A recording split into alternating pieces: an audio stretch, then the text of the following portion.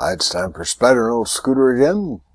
We're here to discuss the world's problems, solve some of them, of course. This one is the Pew Bears and Big Uglies edition of Spider Solitaire. We'll be talking about Pew, about Bears, about Big Ugly, about the blogs, about burning out a shop vac, no small task, smoke. Anyway, we're here to play the game while I blather. This is Spider McGillicuddy, Spider Mac, the personification in pixels of what I think of as kind of AI-ish game. I think it sort of reads your playing style and what happened? Something happened. All right, let's see. That's what happened. My hand touched something. But anyway, that's what we're going to do. We're going to play the game and talk. And the game is new, bang, and it's 2 suits, bang. If you're not interested in Spider Solitaire, you could look away and just listen to all the clever, wonderful stuffs, I will say. Stuffs from Duffs. Well, look at this. We have a 7 and an 8, and a 7 and an 8. And a 6 to go on top. Isn't that nice? And a nice start always puts me in a good mood. It also makes me vulnerable to Spider Mac's machinations. So far, everything is machinationless. Look at all these moves. Gracious sakes. Well, anyway, the reason I say Pew and then Bear, it's not a Pew Bear or a Pooh Bear. It's Pew Research, the Pew institutions, the whole cluster of organizations and analysis units and so forth that makes up the Pew Charitable Trust, or is funded by them, is, in my view, some of the best market research on earth. I think they're objective. I think they're great designers. They come up with really good stuff. So what they came up with that caught my eye today, as a matter of fact, inspired me to do something, not that common an occurrence, was they released a study. I think they released it yesterday, and I started seeing excerpts of it hither and yon, that says Republicans' attitude about college education is in a steep decline. They used to be kind of like everybody else, of thinking they were valuable and useful and a worthwhile part of Americana and all that. But like by 20 percentage points in certain demographics, they think way less of college. They don't think it's necessary. They think, it's a hotbed of liberal seducers who turn your good conservative children into wild-eyed liberal maniacs. A whole lot of stuff that's been basically propagated by right-wing pundits, radio talk jockeys, Fox News analysts, bloggers, and online news people like Breitbart and Daily Caller and Washington Times, and, that whole quadrant of right-wingism has made the Republicans, the people who put their belief in those right-wing news sources, think that college is not all that hot anymore, and that maybe you should avoid going to college and get out there and do your work. That people who go to college get corrupted. So anyway, that was... but the place I read it, where was it? I don't remember. But they had a great picture of Trump fans at apparently a Trump event in the South, because there was a Confederate battle flag a-showing somewhere. A bunch of people. It must have been a low energy level at the big Trump event, because everybody was looking bored and so forth, and it's a hilarious picture. You never saw more Trumpian people. And that was what they used to illustrate the story of the Pew Research. So I thought that was worth repeating. And so the inspired thing I did, I'll tell you about in a minute, after I stopped talking long enough to see if there are any more plays here that I can see. That was sort of a risky and expensive play. I did it just because I was dying to have any kind of play. Alright, let's go down here. So I took this picture, this great picture. I think it's a great picture. I think it was one of the syndicated services, and I gave them credit, but I put it on my blog, seniorjunior.blogspot.com, the Google blogging service. And I've been doing it for 2 decades. It's got, I don't know, 300 or something posts on it. You can see into the depths of my soul by reading that blog, I think. At least you can see what caught my attention at any given moment when I blogged. So I took this picture, this great picture of Trump people looking really bored and, sort of waiting for something to happen at a Trump rally, and did something else with it.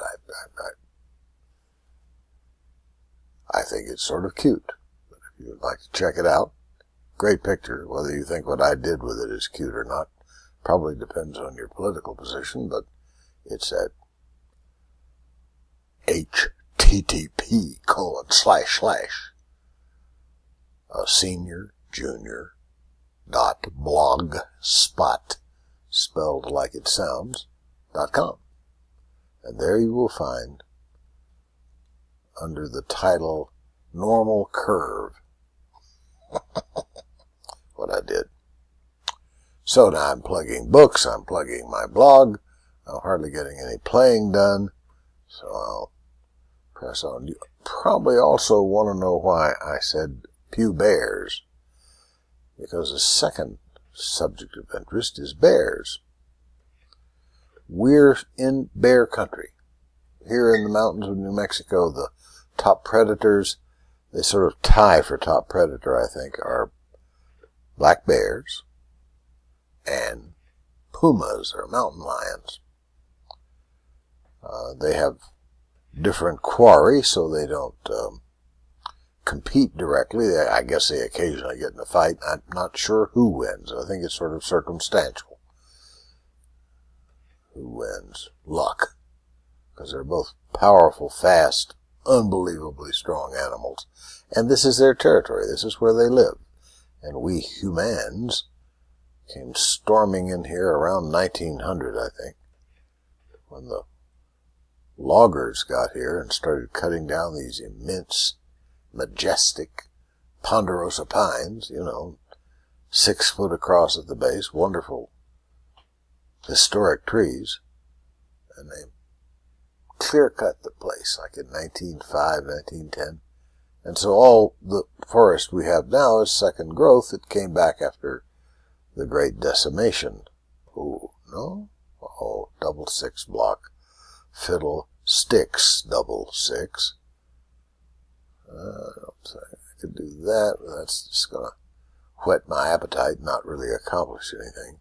But one must whet one's appetite. Otherwise you'll fade away to become a skinny thing with no bones. No, you would have the bones. No meat on your bones. That took me a while.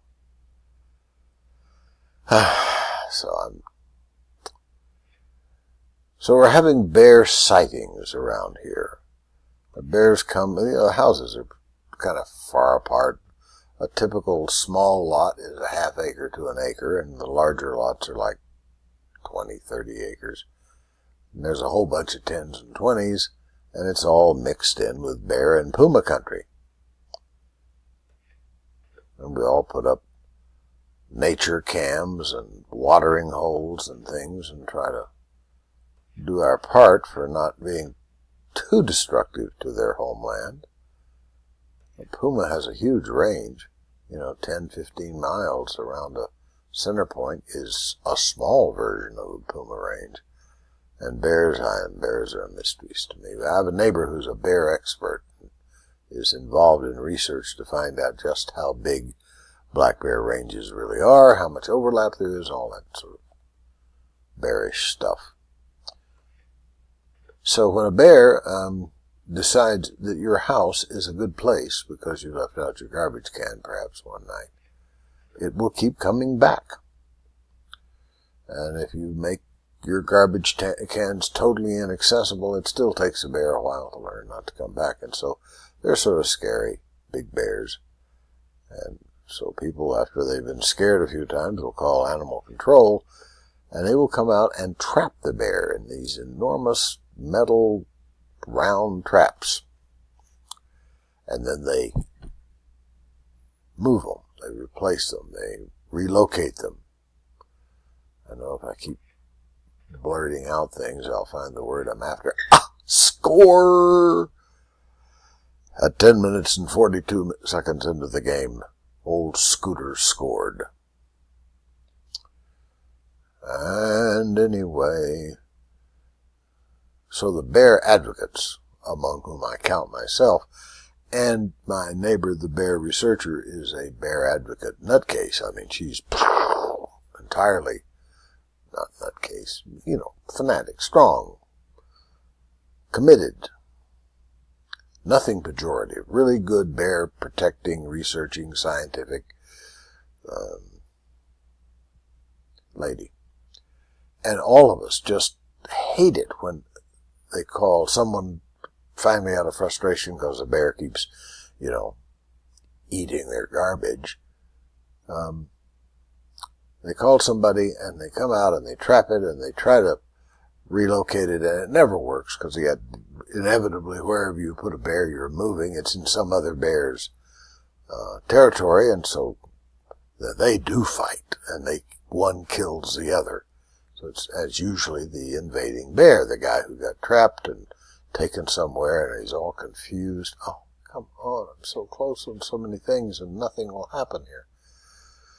And I've been an advocate for putting electric fences around your area because once a bear gets zapped, they're very smart creatures. I mean, super smart. If they could talk, they'd show us up.